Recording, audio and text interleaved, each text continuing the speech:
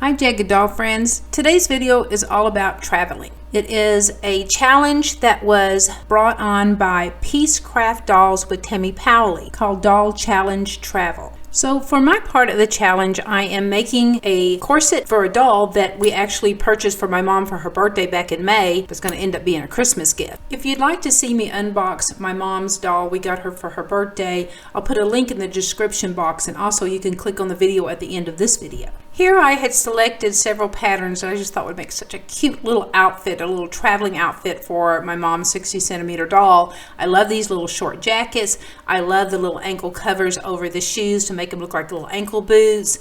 And I love the little traveling hat. I love the traveling gloves. But I had to narrow this down because when we do challenges, there are several other YouTubers or content creators who make videos, and we wanted to make sure that everybody gets an equal amount of view time. So I wanted to make this shorter, and I love this little dress. This, I say little dress, but this gown, I just thought it was absolutely gorgeous, and I believed it was a traveling outfit because she had a fan in her hand, and no proper lady ever left her home without a fan. And ruffles were often sewn into outdoor dresses to protect hems because they were easily replaced. So being the really smart person I am, I decided to make this corset or stay, whichever you want to call it, that is 11 pieces. That's right, 11 pieces. Again, because I'm just so smart. So stick around if you want to see me make this 11-piece corset for a 60-centimeter doll for the Doll Challenge Travel.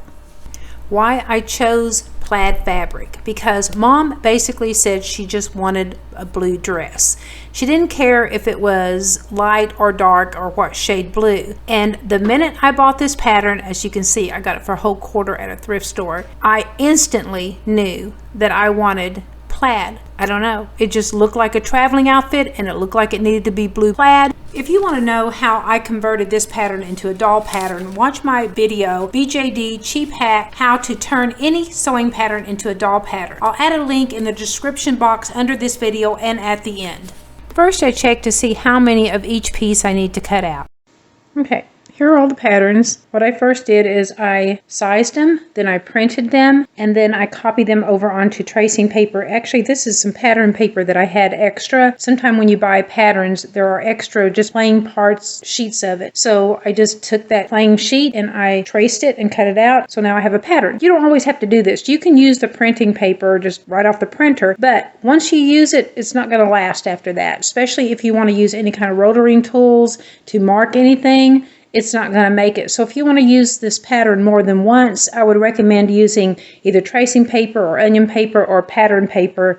But if you're not, then fine. Use just normal printing paper and move on. Here's each one of these. I've numbered them. This is the middle front. Number 1, number 2 is the front. Number 3 is the side front. Number 5 is the middle back. 4 is the back. 6 is the side back. 7 is the neck binding. 8 is the front neck binding. And number 9 is the neck ruffle. And 10 is the piping. And 11 is the armhole ruffle. Probably not going to use the ruffles. I'm probably going to just put some kind of lace ruffle on it. We'll see. Anyway, these are the pattern pieces. I'm going to cut them out. This is going to be a lot of fun. By the way, it laces up the back, which I think is just super, super cool. It is a separate piece from the skirt, and we'll cut the skirt out and do the skirt after we do the bodice. Let's get into this bodice piece. This is going to be so much fun and a bit of a pain too. I also check to see if any of these need to be on a fold. These are the top patterns, and from what I see, not any of them need to be on a fold. Then it's time to pin the patterns down and cut them out.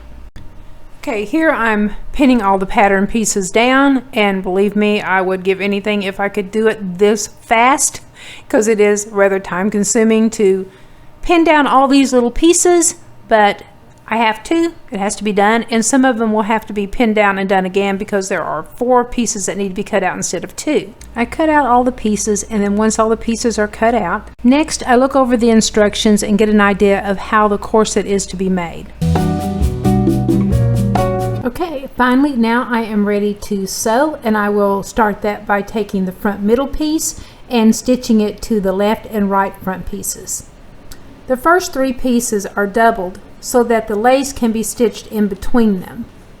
That way no raw edges are seen. Also, this is where the piping or the wiring will be inserted. Next, we will connect the next two pieces, which are single pieces, but are also front pieces. This makes a total of 5 front pieces. Now that the other 2 front pieces are sewn on, you can see clearly now where the piping will go. And next we need to stitch the underarm sections. So that will be a total of 7 front pieces. Now the side pieces are attached, and these side pieces will also hold some of the plastic piping or wire. Next is to attach the back pieces.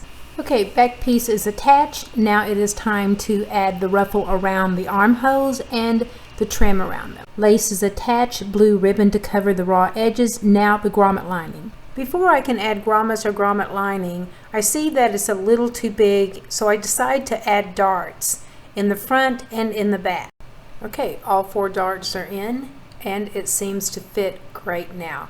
So next, to add the grommets. Okay, before I add the grommets, I'm going to add the wire or the metal pieces. We'll get to the grommets, I promise. I inserted these little metal strips that I got at Hobby Lobby on clearance because unlike plastic, they actually bend, and I like the idea of shaping the corset. For the side piping, I use a thin wire that is plastic coated. I slide it into the side pockets and I cut it, trim it, by using just wire cutters. On the back of the corset, I have added a lining piece because I wanted to thicken the fabric so that the garments would have something more to attach to than just a thin piece of fabric. I first attached a blue ribbon so that it doesn't have a raw edge, and then I added a piece of thick cotton canvas fabric. I thread my needle and I hand stitch this using a blind hem stitch. After my thread is knotted, then I just do a blind stitch all down the line. And unlike the last time that I videoed a blind hem stitch, I actually did this under the camera. I'm getting to be such a pro at this stitching tutorial stuff. The seam on the back of the corset allows me to attach the lining without the thread being seen on the right side of the fabric. Now the lining is stitched and ready for the grommets. Okay, I'm wrong again, not time for the grommets yet. I really need to add the hem first. So I add a blue ribbon to the end of the corset. First I do a slip stitch to close up the end, and then do a blind hem stitch. It's easy to catch the fabric where the lining is since you have 2 layers of fabric, but once I get past it, I just have the thin layer of fabric.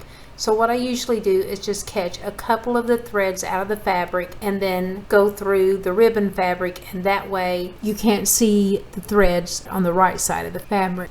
To attach grommets to the back, first I take a leather hole punching tool and I set it for the size holes that I want.